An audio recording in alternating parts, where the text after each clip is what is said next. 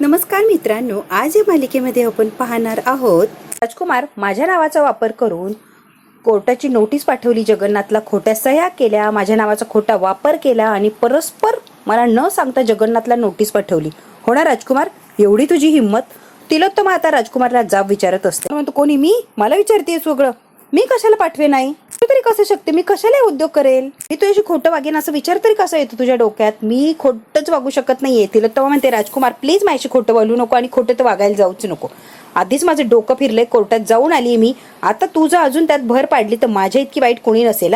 त्यात गेल्या गेल्या जगन्नाथने ती नोटीस माझ्या तोंडावर फेकली की तू आधी नोटीस पाठवली म्हणून तिलोत्तमा मी तुला परत नोटीस पाठवली. हाच मला कळालं दुसरं तिसरं कोणीच नाही हे कारस्थान करणारं, फक्त आणि फक्त राजकुमार या नीच पातळीला जाऊ शकतो. केलं ना तू? म्हणजे तू मान्य करतो ना तू नाही केलंस? खोट्या सह्या करणं, ह्या नोटिसा वगैरे पाठवणं दुसऱ्याच्या नावानं हा गुन्हा आहे. पोलीस स्टेशन मध्ये जाते आणि पोलिसांना सांगते की हा गुन्हा कुणी केलाय शोधून काढाच. तिलोत्तम आता तरातरात चाललेली असते. आई आई आई थांब ना, नको जाऊ ना, कशाला हे उगाच पोलीस वगैरे कशाला? म्हणजे अरे खरा गुन्हेगार कोण आहे कळायला हवाय ना राजकुमार, मी बघूनच येते नेमकी कोणी केलंय हे. पाठवली नोटीस, नको जाऊया पोलीस स्टेशन. मला फार छान वाटत असतं, राजकुमारची जिरत असते, तिलोत्तमा इतकी बोलत असते इतकी बोलत असते, त्यामुळे मोनिकाला आनंद मिळत असतो. वाटलंच होतं इतका नीच फक्त तू आणि तूच वागू शकतोय. ही लाज नाही वाटली का राजकुमार हे असं करताना? त्याच्या आईच्या खोट्या सह्या केल्यास राजकुमार जराही लाज नाही वाटली काय रे? एकदा नाही दोनदा नाही 1000 वेळा बजावून सांगितलं होतं त्या जमिनीकडे ढुंकून सुद्धा बघायचं नाही म्हणजे नाही, तरी पण तू तेच केलं ना. गडीस का पडला? नाही म्हटलेल्या गोष्टी तुला कळतच नाही का? काय ऐकायचंच नसतं तुला? शब्द तुझा मान मी राखलेला आहे, त्या जागेकडे ढुंकून सुद्धा बघितलेलं नाहीये. परत पाऊल ठेवायचं नाही, मी ठेवला नाही म्हणजे नाही. कुठे गेलो? वकिलांतर्फे नोटीस पाठवली, मी तिथे गेलोच नाहीये. वकील गेले होते, मी गेलोच नाहीये. शब्दाचा मान ठेवलाय, मी गेलोच नाहीये तिकडे. त्यामुळे तू उगाच मला ब्लेम करू नको आणि रागावू तर अजिबात नको. तू नाही म्हटलीस तर नाहीच गेलोय मी तिकडे. तुझ्या शब्दाचा पुरेपूर मी मान ठेवलाय. कशासाठी हवाय ती जागा आणि त्या जागेचं काय करणार आहे? आई जागा आपली 1 कोट्यवधी रुपयांची जागा आहे, अशी सोडून द्यायची का? आठवत नसेल, बक्षीसपत्राद्वारे एका माणसाला ती गिफ्ट केलीये तू.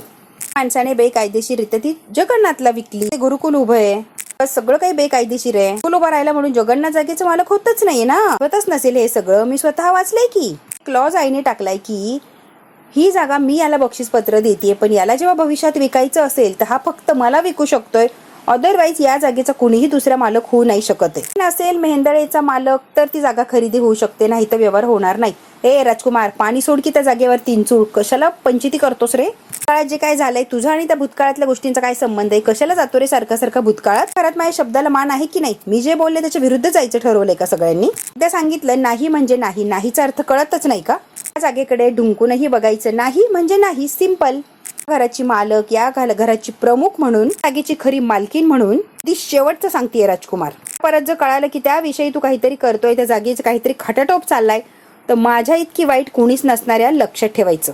आणि तुझ्या आईशी असणारे लक्षात ठेवा, तिलोत्तमा मेहेंदळेंशी. राजकुमार काहीही करायला जाऊ नकोस. मला कठोर पाऊल उचलायला लागणार, त्याच्याशिवाय तू काही वठणीवर येत नसतो. मग फार चिडलेली असते, वैतागते, खूप काही याला बोलते आणि तिलोत्तमा रागाने तिथून निघून जाते. राजकुमार आता फार टेन्शन आलंय, खोटं खोटं रडायचं नाटक करत असतो मोनिकाच्या समोर. इकडे आता सावली गुरुकुलमध्ये आलेली असते, दिवा वगैरे लावते सरस्वती मातेच्या समोर आणि पाया वगैरे पडत असते. आता सगळ्या मुलांना बसायला लावते, पूजा वगैरे झालेली असते. मुलांना परवा जो कार्यक्रम झाला ना त्यासाठी सगळ्या मुलांचं खूप खूप खूप अभिनंदन. 1 नंबर असं सादरीकरण सगळ्यांनीच केलंय. कमाल कमाल कार्यक्रम झालाय. सावली सगळ्यांचं भरभरून असं कौतुक करत असते. सांगू का, इतकं छान सादरीकरण झालंय ना, त्या कार्यक्रमानंतर इतके फोन येत आहे सारखं तुमचं कौतुक करण्यासाठी सगळे फोन करतात. ते खरंच मला खूप खूप खूप अभिमान वाटतोय तुमच्या सगळ्यांचाच. ते बास बास बास, आता कौतुक बास. आता आपण रियाजाला सुरुवात करूया. जर ओवी नाही आली अजून, म्हणजे काय ओवी नाही आली अजून? का नाही आली गड्या ओवी? पण तिची वाट बघूया जरा वेळ, मग आपण क्लास सुरू करूया. आता अबीर आलेला असतो. आई मी काय म्हणतो, ओवीची वाट बघायची काही गरज नाहीये. ओवी काय क्लासला येत नसते. फोन आला होता ना आई, मग ती खूप रडत होती फोनवर, मग तिनेच मला हे सगळं सांगितलंय. आजपासून गुरुकुलमध्ये गाणं शिकायला ते येऊ शकत नाही असं तिने सांगितलंय. काही कारण वगैरे सांगितलंय का? काय येणार नाही काही? काय का आई कारण काहीच सांगितलं नाही तिने, फक्त येणार नाही एवढं सांगितलं बस. आता सावलीला टेन्शन येतं की इतकी सुंदर गाणारी ओवी का क्लास सोडतीये. खूप विचारलं पण तिने काहीच सांगितलं नाही. फक्त आणि फक्त रडत होती बघती, बाकी काहीच नाही, फक्त रडायचं काम चाललं होतं. आता मोनिका राजकुमारची शाळा घेत असते. झालं का राजकुमार? झालं नाही का मजा? तमाशा करू मजा आली? कुमार जरा सुद्धा लाज नाही वाटली का रे हे सगळं करताना? त्यांची खोटी सही वगैरे केली, त्यांना न सांगता हे नोटिसा विषयीचा किती घाणेरडा वागलास राजकुमार, जरा सुद्धा लाज नाहीये. भर व्याप ऑन करून झालंय, पण तुला कधी अक्कल येणार तर येऊ, तुला अक्कल नाहीच येणार आहे राजकुमार. सांगितलं होतं ना, आईच्या नादाला लागू नको, त्यांच्या नकळत काहीही करायला जाऊ नको, त्या गुरुकुलच्या याच्यात पाय सुद्धा ठेवू नकोस. तो स्वतः पाय ठेवला नाही, वकिलाला पाय ठेवायला लावलास राजकुमार. शहाणा राजकुमार, कोणाचं कशाला ऐकायला लागला, कारण तो अति शहाणा. कोणाचं ऐकेल तर काय, हो की नाही, अति शहाणा राजकुमार. राजकुमार आई जाताना काय बोलल्या, आता परत जसं काही केलं तर कठोर निर्णय घ्यायला लागणार. त्या काय कठोर निर्णय घेतील याचा अंदाज तर तुला असणारच आहे, हो की नाही राजकुमार. इतकी बोलत असते राजकुमारला, ती भामट्यासारखा खाली मान घालून ऐकत असतो. त्याच्या समोर डोळे वगैरे पुसतं, जणू काही तो रडतोच आहे. तिलोत्तमा बोलून गेली म्हणून रडतोय असं मोनिकाला दाखवत असतो. या घरातून प्रॉपर्टीतून बेदखल केलं तर काय करणार होत आपण, जरा तरी अक्कल आहेच काय रे तुला. राजकुमार, नाटक करू नकोस, हा, गप्प बस. ड्रामा बी मायना बंद कर, मी काहीच तुझ्या ड्राम्याला भुलणार नाहीये. काहीच वाईट वाटले नाहीये, गिल्टी फील होत नाही, मग कशाला नाटकं करतोय रे. तुला माहितीये ना तुला मोनिका, मला वाईट नाही वाटलं म्हणून. अगदी तसंच, वाईटच नाही वाटलं. कळ बांबूच्या धमक्या आहेत तिच्या, काही करणार नाही ती, काही करूच शकत नाहीये ती. चांगलं ओळखून आहे मी तिलोत्तमा मेंदळेला. राजकुमारला माहिती असतं की आई काहीच करणार नाही, त्यामुळे हा बिंदास करत असतो त्याला जे करायचंय ते. नीट माहितीये राजकुमार शिवाय रूपम कॉस्मेटिक कोणीही सांभाळू शकत नाही, त्यामुळे ती माय केसालाही धक्का लागू देणार नाही, फक्त धमक्या देते. पण काय दिवे लावतोय ते तर माहितीच आहे, त्यामुळे त्याच्याकडनं तर काही अपेक्षाच नाहीये. सोडून द्यायचं. आणि जगन्नाथ आमने सामने व्हायलाच पाहिजे, मी ते करणार म्हणजे करणारच. ती जागा जगन्नाथ कडून आपल्याला मिळू शकते, नाही तर जगन्नाथ घशात घातली ती बाहेर काढत नसतो. या दोघांचा आमने सामने होऊ दे, गैरसमज वाढू दे, बरोबर आई ती जागा मिळवणार म्हणजे मिळवणारच. सांगू का मोनिका, त्या जागेच्या निमित्ताने त्या जगन्नाथला आहे ना चांगला धडा शिकवता येईल, आणि मला हाच चान्स आहे, मी काय चान्स सोडत नसतो. एवढा विचार करू नको, रिलॅक्स. आणि तुला तर कळणार पण नाहीये, कशाला विचार करायला जाते मोनिका. तुझ्या लक्षात येईल, हळूहळू गोष्टी लक्षात येतील. आणि राजकुमार आता निघून गेलेलं असतं. आवळट बिंडो कुठलचा आता चिडचिड करत तिथेच थांबलेली असते. इकडे आता सावली मुलांना विचारत असते की ओवी कधीच येणार नाही असं काही बोलली का तुम्हाला, ती ओवी बद्दल काही कळालंय का.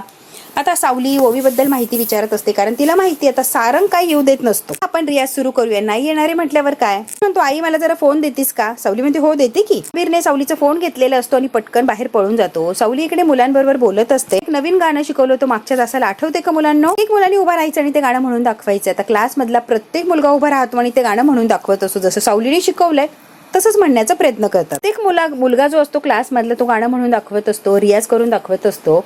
सावलीला आता अचानक ओवी तिच्या समोर उभी आणि ओवी रियाज करते असं रिअलाइज होतंय. समोर बघते ती ओवीच म्हणतीये म्हणून. अगदी जवळ सावली आता चाललेली असते त्या मुलीच्या. तिला सावली समजलेली असते, हसते आणि खूप आनंद होतो. आता जवळ सावली चाललेली असते, तीच अगदी मन लावून गाणं म्हणतीये. सावलीच सगळं काही करते. सावलीला असं वाटतं की माझ्यासमोर ओवी आणि मी तिला शिकवते, आणि ओवी सगळं शिकून अगदी हुबेहूब माझ्यासारखंच म्हणण्याचा प्रयत्न करते.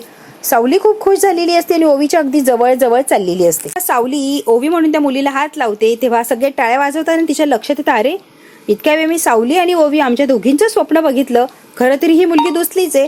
आता सावलीच्या लक्षात येतं की ही ओवी नाहीये. सावलीला जरा असं वाईट वाटतं, हात माघारी घेते आणि जरा भानावर येते. म्हणते टीचर माझं गाणं कसं झालं.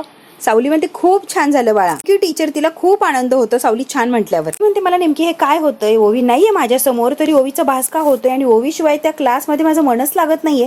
सावली स्वतःलाच आता प्रश्न विचारत असते. माझ्यासमोर उभी आहे, मी तिला शिकवते, असं भास का झालाय. सावलीला आता फार टेन्शन आलेलं असतं. ती बाकीच्या मुलींसारखीच माझी स्टुडंट आहे, ती जर आलीच नाहीये तर माझ्या मनाला एवढं का लागलं, एवढा का मला त्रास होतोय. सावलीला आता टेन्शन आलेलं असतं आणि कळतं सुद्धा की आपण काहीतरी चुकीचं करतोय किंवा नकळत जे होतंय आपल्याकडून हे चुकीचं आहे. तरी पण सावलीचं मन काय ऐकायला तयार नसतं आणि ओवीचा सारखा विचार तिला येतच असतो. बघायला ओवीला गाणं शिकवायला एवढी व्याकुळ का झालीये मी, तिला बघण्यासाठी व्याकुळता का होतीये माझी. अस्वस्थ होण्याचं कारणच नाहीये. बाकीच्या मुलांसारखी सर्वसामान्य स्टुडंट आहे ती स्पेशल असल्यासारखं मला का फील होतंय. सावलीला आता वेगळंच काहीतरी जाणवत असतं आणि सावली स्वतःच्या तोंडाने ते कबूलही करत असते. म्हणते ओवीचा क्लास बंद झाला या विचाराने मला का त्रास होतोय. बरोबर काय नातं आहे माझं, ती न येण्याचं कारण मी काय एवढी खोदून स्वतःलाच विचारते, का नसन आली. सावलीला ओवी या विषयावर इतका विचार पडलेला असतो की तिलाच विचार पडतो की मी ओवीचा एवढा का विचार करतेय. ओवी आता इकडे अमृताच्या रूम मध्ये आलेली असते. अमृता काकू पण अमृता काय रूम मध्ये तिला दिसत नाही, पण बेडवर फोन मात्र असतो. अमृता येते. काय झालंय? बोला मॅडम बोला. तुला काही बोलला का? मला मला काय बोलणार आहे? आणि माझा गाण्याचा क्लास बंद करून टाकला, त्याबद्दल काहीच नाही बोलला तो. तू मला गाणं शिकायचे काहीही करून क्लासला घेऊन जाशील का? Please please. मलाच न सांगता आधी सारखं सोडवत जा आणि वेळेत बरोबर घ्यायला येत जा, म्हणजे कोणाला कळणारच नाही. बाळा आता बाबांनी स्पष्ट सांगितलंय म्हटल्यावर कसं मी आणणार सांग बरं. स्पष्ट नकार दिलाय, चोरून जाणं योग्य आहे का बाळा? सांग बरं तू. त्याचं कळालं तर खूप खूप प्रॉब्लेम होतील, बरोबर ना? आता नवीन टेन्शन्स नकोय बाळा, खूप काही ऑलरेडी टेन्शन्स आपल्या घरात. जरा शांतता हवी की नको? त्यामुळे प्लीज आपण काहीही करायला नकोय ओवी बाळा, की जेणेकरून घरात परत असे भांडणं आणि टेन्शन सुरू होणार. पण बाबांसारखंच बोलती ना, कसलं टेन्शन कसलं काय ग?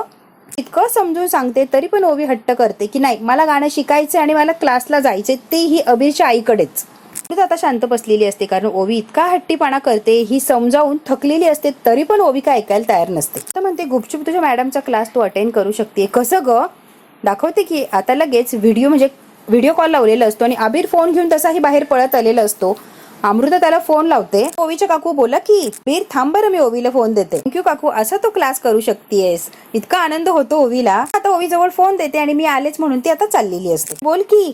अगं ओवी कशी आहेस? बरी आहेस का? मध्ये खूप मिस केलंय बरं. मला सुद्धा टीचरची आणि तुझी खूप आठवण येते रे. खूप भेटावं असं वाटतंय मला. अजिबात घरात लक्ष लागत नाहीये अबीर. मी तरी काय करू रे? तुझी तुम्हाला सांगितलं ना ते मी आतापर्यंत विसरलो नाही. आपल्या दोघांच्या आई बाबांच्या मध्ये कनेक्शन आहे हे शोधण्याचा प्रयत्न करतोय मी. त्यासाठी आईच्या रूम मध्ये जाऊन खूप शोधाशोध केली. पेटीला कुलूप लावलेलं आहे ना, ते कुलूप सुद्धा उघडून मी त्यात काय ते बघण्याचा प्रयत्न केला. काही सापडलं काय रे तुला? पेपर्स होते ग माझ्या हाताला लागले ते पेपर्स. वाचायला गेलो तेवढ्यात काय आईने ते पेपर माझ्या हातात नाही ओढून घेतले आणि त्या पेटीत ठेवून पेटी बंद केली. कुलूप काढत होतो ना तेव्हाच आईला जाग आली होती ना. मला काही शोधताच आला नाही. मी तरी काय करू सांग बरं. मी सुद्धा तेच केलं. बाबाच्या रूम मध्ये सगळा पसारा करून टाकला. सगळीकडे शोधाशोध केली. इतका पसारा केला होता मी बाबाच्या रूम मध्ये. प्रत्येक वस्तू बाबाची उचकून बघत होते मी. बाबा आला आणि मग काही शोधूच दिले नाही मला. डायरेक्ट म्हणाला किती जरी शोधलंस तरी तुला काही सापडणार नाहीच आहे, त्यामुळे कशाला उगाच शोधायला जाते आणि त्रास करून घेतीये. असं आहे ना ओवी, आपल्या दोघांचे आई बाबा खूप खूप हुशार आहेत बघ. ते काय आपल्या हाताला काहीच लागू देत नसतात. ते हो ना बरोबर आहे अबीर. ते नंतर शोधू, आता नकोच शोधायला. झालं ना अबीर, मला गाणं चुकवायचं नाहीये, मला क्लास करायचाच आहे रे. आई वर्गात जे शिकवते ना ते फक्त मला ऐकव बरं. काय एवढं तू काळजीच करू नको बरं. गेस तुला गाणं ऐकवतो मी, तू अजिबात काळजी करू नकोस. आता क्लास चालू असतो सावलीचा. अबीर बरोबर तिथे फोन घेऊन जातो आणि फोन चालूच ठेवलेला असतो. मन लावून गाणं शिकवत असते मुलांना आणि आता अबीर तिथे फोन घेऊन आलेला असतो. चालूच असतो. खिडकीतून अबीर आतमध्ये फोन ठेवतो फक्त आणि तिला गाणं ऐकवत असतो. ओवी ते गाणं ऐकते. इतकं छान वाटतं ओवीला. ओवीच्या रूम मध्ये आता अमृता आलेली असते. कशी वाटली माझी आयडिया? थँक्यू काकू, मस्त आयडिया होती, एक नंबर. अमृता आता काहीतरी काम करत असते हॉलमध्ये. अमृता काम करत असते. तिला तमा बघते आणि ती जवळ येते. अमृता आई काही हवंय का? काही काम आहे का? काही नाही, बस माझ्या जवळ जरा बोलायचंय. बरी आहे अगं, बस ग. ना म्हणून हे घर आहे, अख्ख्या कुटुंबाला सगळ्याला तूच सांभाळती. आम्हाला कुटुंबासाठी घरासाठी दिवसभर राबतेस अमृता. तू तरी स्वतःकडे लक्ष दे ना. असं आराम करत जा की अमृता. आलं हे काम वगैरे, जर आराम कर आणि स्वतःकडे लक्ष दे. सवय कामाची आणि असं काम करत राहिलं की मनही गुंतून राहतं. नुसतंच बसलं तर एवढं मोठं घर हे खायला उठतं, काही सुचत नाही बघा.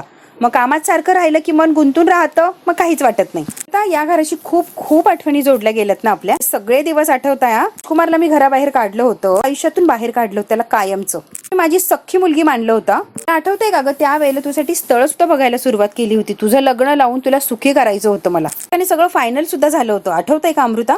नको ना तो विषय, प्लीज प्लीज नको तो विषय. या गोष्टी उकरून काढण्यात काय अर्थ आणि काय फायदा आहे? कशाला आपण तेच बोलतोय? आई प्लीज नको ते बोलणं. बरं अमृता, तुझं कसलं वाटतंय माहिती का अमृता? सगळं होऊन सुद्धा तू एकटीच आहे ग. तुझ्यासोबत कोणीच नाही, तू एकटीच आहे अमृता. त्याच्याने मला खूप वाईट वाटतं बघ. जबाबदाऱ्याच्या ओझ्याखाली मी सुद्धा या वयात एकटीच आहे अमृता तुझ्यासारखीच. सारंगचं काही कळतच नाही ग, नेमकी त्याचं काय कसं चाललंय मला काही अंदाज लागत नाही. बोलत नाही, मला काही सांगत नाही, कुठे जातो काय करतो काही सांगत नाही. माहिती सुद्धा नसतं बघ. काही बोलतो का? तुला काही सांगतो का? काही शेअर करतो का तो? धरून चला, एक तुला मी पॉसिबिलिटी सांगतेय. कदाचित किंवा आलीच सावली जर सारंगच्या आयुष्यात परत आली तर सारंग तिला स्वीकारेल का? पहिल्यासारखा सारंग कामाला लागेल का? पहिल्यासारखं सगळं सुरळीत व्यवस्थित होईल का? सावली जर सारंगच्या आयुष्यात आली तर सगळं काही त्याची लाईफ पहिल्यासारखी होईल अमृता. आई तो स्वीकारेल का म्हणून तुम्ही काय विचारताय? तो तिला विसरलाच नाहीये तर स्वीकारण्याचा प्रश्नच येत नाही. सारंगला अजून सुद्धा सावलीच दिसते. सावलीशिवाय सारंगला काहीच दिसत नाहीये. वर्षानंतर म्हणतीये ग, आता खूप वर्ष गेली, 7-8 वर्ष लोटली अमृता. करेल का? आई तो विसरला नाहीच तर स्वीकारण्याचा काय प्रश्न आहे? मी तुम्हालाही तेच समजून सांगतेय ना. तो विसरलाच नाहीये, तो स्वीकार करेल का हा प्रश्नच चुकीचा आहे ना. वर्ष झाली घरात, इतकी वाद, इतकी भांडणं, इतकी वर्ष उलटून गेली, सगळं काही बदललं आई. पण सारंगने चुकून सुद्धा दुसऱ्या लग्नाचा विचार सुद्धा केलेला नाहीये.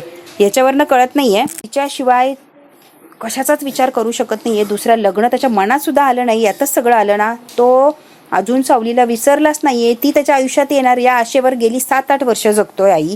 ती जर त्याच्या आयुष्यात आली तर तो तिला स्वीकारणार, यात काही प्रश्नच नाही आई. सगळ्या प्रश्नांची उत्तरं तो बिना लग्नाचा राहिला यामध्येच आहे ना आई. आता तिला तुम्हाला चांगलंच उत्तर देते जे अपेक्षित होतं ते. आणि अमृता आता कामाला लागलेली असते. अमृता म्हणते आई सारंगच्या मनातली सावलीची जागा दुसरी कुठलीच मुलगी घेऊ शकत नाहीये, काहीही कितीही झालं तरी. ते आई तर आता थोडीशी घाबरलेली सुद्धा असते. आता तिलोत्तमाला पाणी देते आणि तिथून निघून गेलेली असते. तिलोत्तमाचे विचारचक्र आता सुरू झालेले असतात की सारंगला जर व्यवस्थित परत आहे तसंच याच्यावर आणायचं असेल तर त्याच्या आयुष्यात सावली आलीच पाहिजे. मला खरं तर सावली नकोच असते, पण सारंगसाठी तिलोत्तमा विचार करायला लागलेली असते. अबीर आणि ओवी इकडे अजूनही फोनवर बोलतच असतात. ऐकलंय ना सगळं क्लास, काही अडचण आली नाही ना? हो अबीर, छान क्लास, सगळं ऐकलंय, गाणं वगैरे सगळं मला ऐकायला आलं, छान मस्त झाला क्लास, आवडलाय मला आजचा क्लास. रोज क्लासच्या वेळेला तुला मी फोन लावत जाईल किंवा तू मला फोन लाव, मी तुला सगळा क्लास ऐकायला देत जाईल. आता ओवी म्हणते थँक्यू अबीर. एवढ्यात काय आलेली असते मोनिका.